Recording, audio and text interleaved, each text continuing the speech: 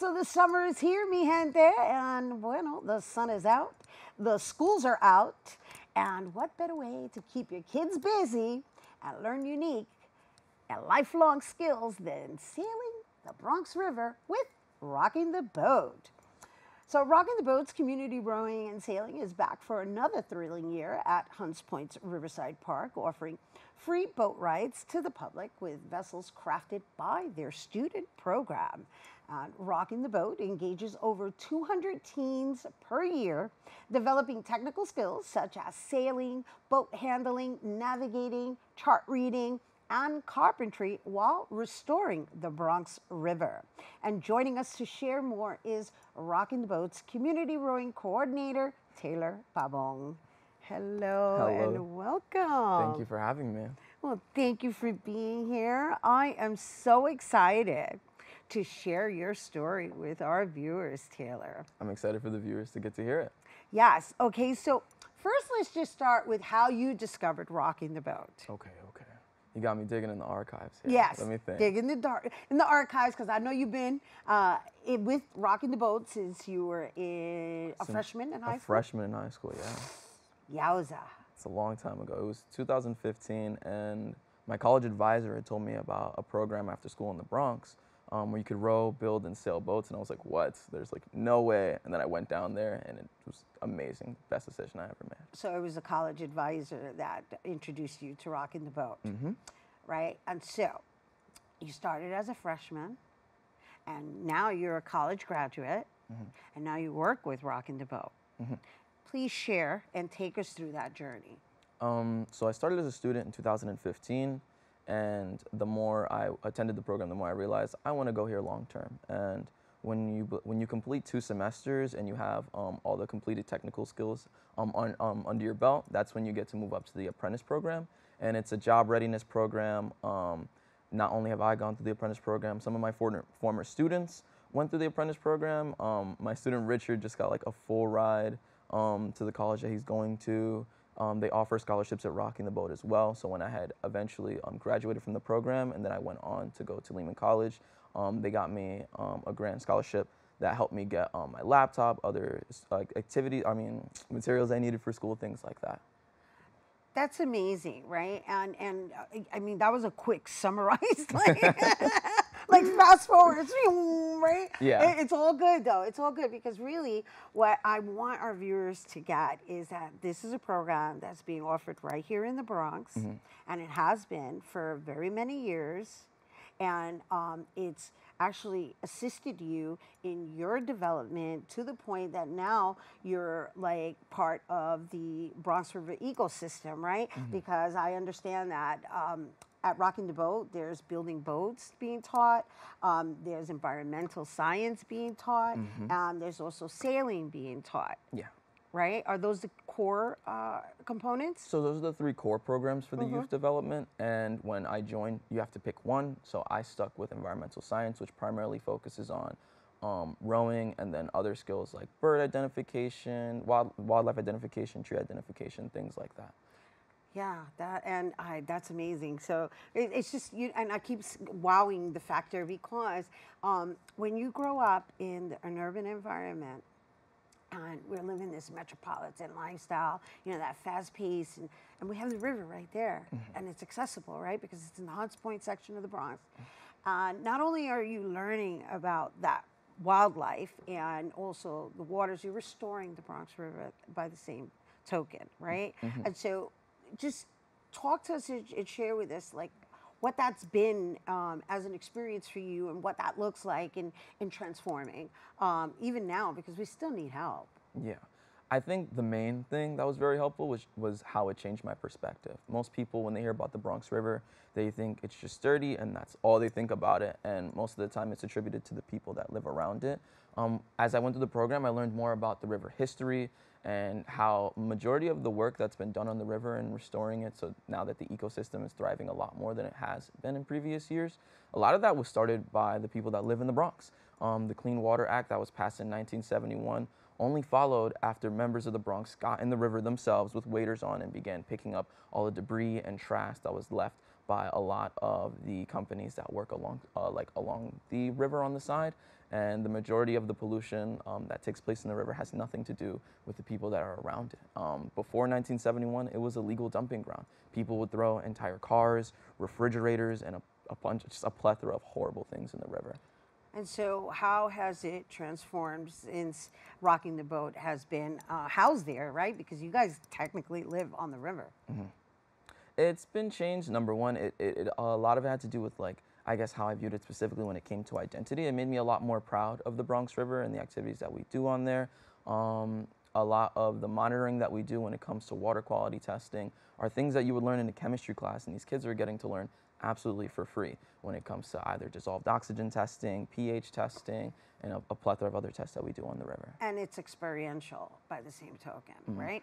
Now, before we get into the public programs, right, which is what we're here to talk about, also the community coordinating that you do that is offered to the community. I want to talk about, like, if somebody's watching right now and they wanted to participate, is this something that has to go through the school system? Through the school system? Yeah, as in like through the high school or the college advisor.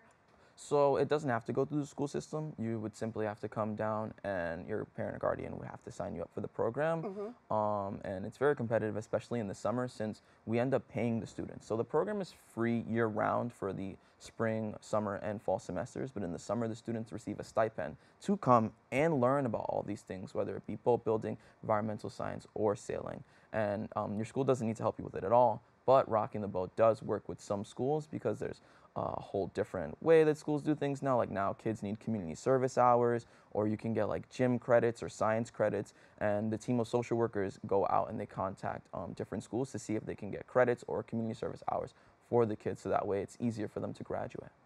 Nice. And so everyone who has been part of Rocking the Boat since you started, are they still there?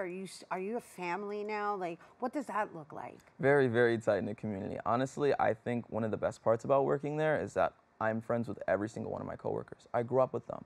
A lot of them I've known for years, and I will continue to know for years. Like, I feel like 35% of my Instagram following is strictly like Rocking the Boat participants that I met when I went to the program or that I work with now. And those are your affiliations as well, because I understand that y'all actually participated in a competition. Yes, we did. I saw that. Which competition are you referring to specifically? Well, I saw something where I don't know the language, but I know that you were competing against other rowers, right? Oh yeah, so we do have the rowing team. Shout out to the rowing team. We do have an amazing rowing team. I wasn't sure if you were referring to the rowing team or the regalia that we do. Well, we can talk about them both. We also do sailboat racing. So Juan Pablo, the sailing director, he takes him and all of the apprentices down, and they do sailboat racing down in different areas of New York. So that's basically primarily for the teenagers now, right? Yes? Correct. Yes. I just want to be clear. And so now let's talk about the community programming, because it's also offered to intergenerational learning as well. So public programs is offered to people of all ages. So it could be volunteer groups coming from companies to come down and do some work with us, or it could be middle schoolers coming on a field trip and wanting to see what Rocking the Boat's all about. And either way, what we try to do is do our best to, I guess, imitate Costco and give them a free sample of what the program is like. So youth development has all three programs, and public programs does its best to be a jack of all trades and show them what all three programs are like in one singular day. Nice. So you hit them up in middle school to get them prepped for the high school. I like that. And then what about the adults? For the adults, when the volunteer groups come down, we show them some of the boats we work on, and they can do different things. They can help us clean the boats. They can help us restore different boats. And then once we're done, we take them out either rowing or sailing, whichever they prefer. Right. And then you also have these wonderful excursions that are being offered on Saturdays now. Of course. That's community rowing. So I run the show there. And I have a team of amazing apprentices. And just once again to hit the point home that I get to see the program at all different levels. So as a full-time staff member, previous program assistant, the apprentices that I hire now were my old students from 2020 and 21. So I was like still a kid, I was in college, and they were also kids, freshmen in the youth development program, and now I get to see them grow up, they're graduating, they're going to college, and they work under me, and when they go out, they get to basically all of the knowledge that I taught them, they get to show members of the community when they go out on rowboats. So it's not like they just go out and row and it's like silent and awkward. Like they give them a plethora of information about the program. So, in closing, what kind of impact has all of this had on you, being that when you wake up in the morning, you know you're going to work and be alongside the river in the Bronx. Extremely positive. And I would say the main takeaway was like social skills, like learning how to talk to people. And that's something that's extremely important nowadays, just learning how to interact with people that come from different areas. And I think rocking the boat definitely helped me with that, especially when it came to when I was an apprentice and they would take us on work site visits. So we got to go to Google, we got to go to Goldman Sachs. Just talking to people from different walks of life really helps open your perspective. All right, and this is the last thing in closing. Climate. We've got climate issues.